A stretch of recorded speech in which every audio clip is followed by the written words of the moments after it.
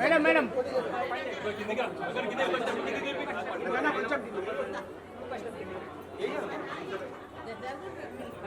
ఏ bro కొంచెం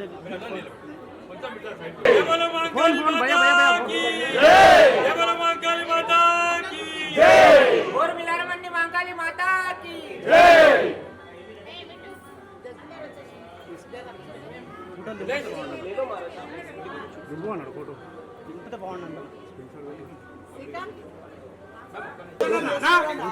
కొంచెం వెనకాల చేయండి కాంట్రాక్టర్ ఉన్నాక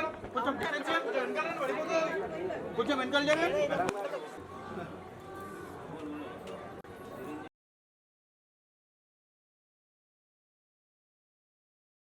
పాపా అరే పాపా పాపా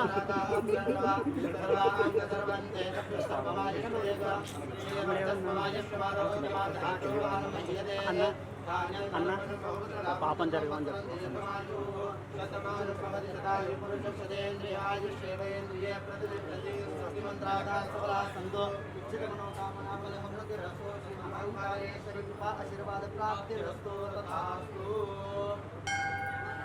ఓకే ఏమంటారా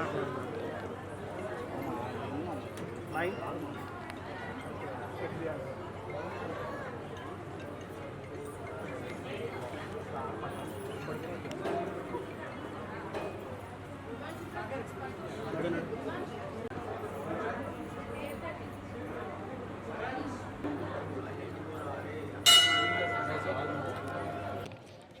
ఫస్ట్గా థ్యాంక్ యూ సో మచ్ అండి నన్ను ఈ దేవాలయానికి ఇన్వైట్ చేసినందుకు.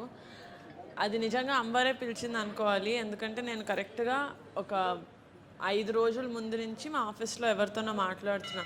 నేను ఆంధ్ర వెళ్ళి అటు సైడు పూజలు అవి చేస్తున్నాను, కానీ నాకు ఎప్పుడు ఉండింది బోనాలు ఎత్తుకోవాలి ఎలా ఉంటుంది అది. ఎందుకంటే చూస్తుంటాను, నేను హైదరాబాద్లోనే పుట్టాను, ఇక్కడే తెలంగాణలో అన్నీ ఎప్పుడు చూస్తాను, కానీ ఎప్పుడు అది నాకు చాలా కళగా అనిపిస్తుంది. బోనాలు ఎత్తి చాలా అందంగా ఉంటుంది. బట్ ఇలా అడిగానో లేదో ఇలా నెరవేరిపోయింది. సో నాకు చాలా చాలా ఆనందంగా ఉంది. అసలు చాలా చాలా కళగా ఉన్నారు. ఆ కళ్ళల్లో అంటే మొత్తం అంటే ఈ శివుడి నామం పెట్టి దాని మీద వెంకటేశ్వర నామం నేను ఎప్పుడు చూడలేదు ఇంత అందమైన విగ్రహం. చాలా చాలా బాగున్నారు. అండ్ శివాలయం కూడా థ్యాంక్ యూ అంటే ఇట్స్ మై ప్లెజర్ ఈ మీ దేవాలయానికి వచ్చి ఇలా దర్శనం చేసుకోవడం అనేది. ఇప్పుడే ఇలా ఉందంటే నవరాత్రి రోజు అసలు ఇంకా రంగరంగ వైభవంగా చేసుకుంటారని తెలుస్తుంది. సో మళ్ళీ వచ్చే ఛాన్స్ అమ్మవారు నాకు ఇస్తారని కోరుకుంటున్నాను. Thank you so much. Thank you.